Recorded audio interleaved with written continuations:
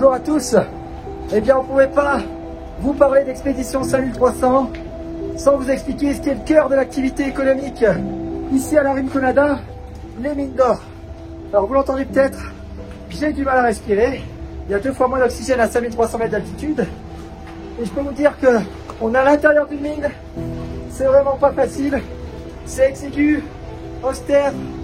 Bref, ce que je vous propose pour cet épisode, c'est qu'on aille découvrir ça d'un petit peu plus près. Et bien sûr, on ira s'intéresser après à la santé des enfants en altitude. Allez, c'est parti!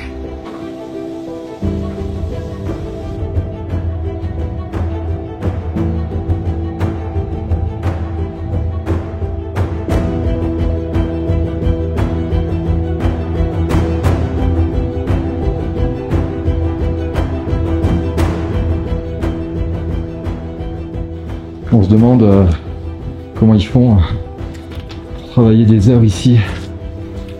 Aquí es donde se junta el hielo con la roca y es a partir de aquí que ya es todo esto pura roca. Ya estamos entrando más profundo al interior de la mina donde yo trabajo. Vamos. Vamos.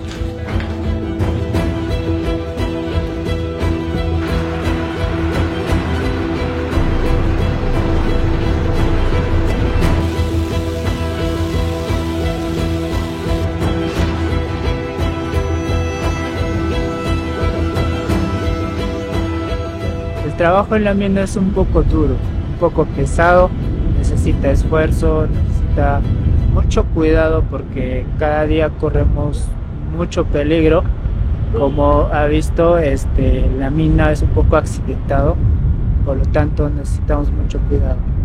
Hace mucho frío, en primer lugar, demasiado frío, y también hay poco oxígeno.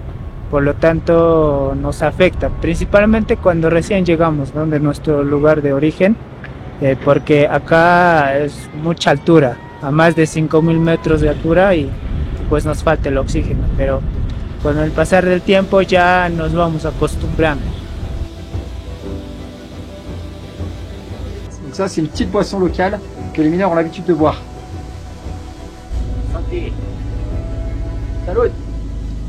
Wow, bueno. Bueno.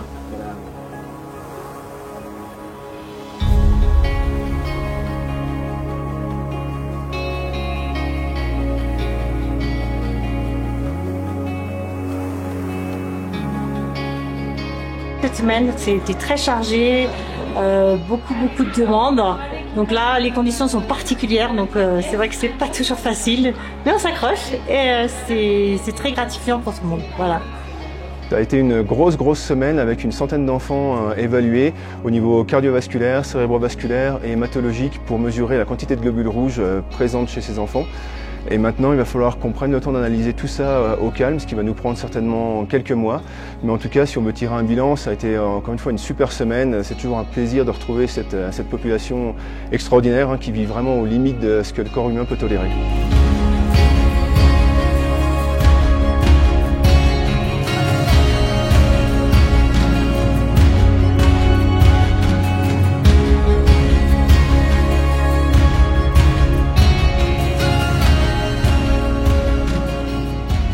On pose souvent la question du retentissement de l'altitude et des enfants qui vivent en altitude sur le cœur.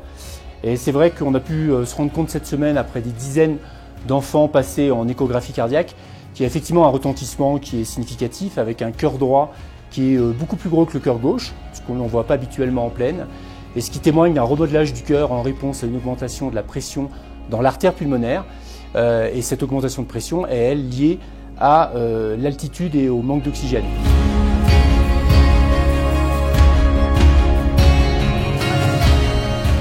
Alors sur le plan médical, c'est une sacrée expérience, surtout humaine, hein, comme vous voyez autour. Pourquoi on avait choisi 2 groupes d'enfants au départ? C'était un petit peu pour juger des fonctions cérébrales à des moments différents du développement de l'enfant.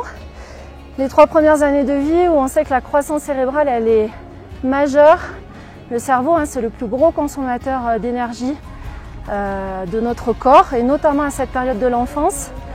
Et cette production énergétique, elle est permise grâce au sucre, mais sans l'oxygène, en fait, le sucre ne peut rien faire. Ça, c'est permis aussi parce qu'on est une équipe clinique qui connaît parfaitement bien le monde pédiatrique. Et puis les scientifiques, vraiment, eux qui nous ont aidés par leur connaissance du terrain.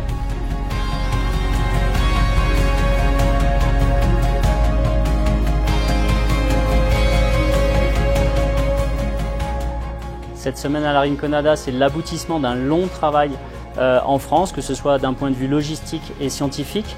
Nous avons pu bénéficier d'un accueil très chaleureux de la population et des enfants et nous avons au fil des années noué des liens avec la population locale et l'équipe paramédicale qui nous a permis d'aboutir à de très bons résultats aujourd'hui.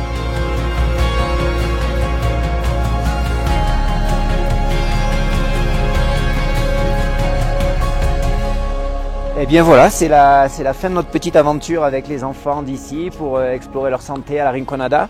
Alors c'est à la fois la fin de notre séjour ici, mais on a encore quelques jours, pas mal de jours au Pérou. On a tout un tas d'aspects logistiques à gérer. Il y a une partie de l'équipe qui va transférer à Lima pour des aspects relationnels, communication avec les institutions. Donc on va quitter nos chers enfants de la Rinconada jusqu'à la prochaine fois, mais on a encore quelques jours de travail ici.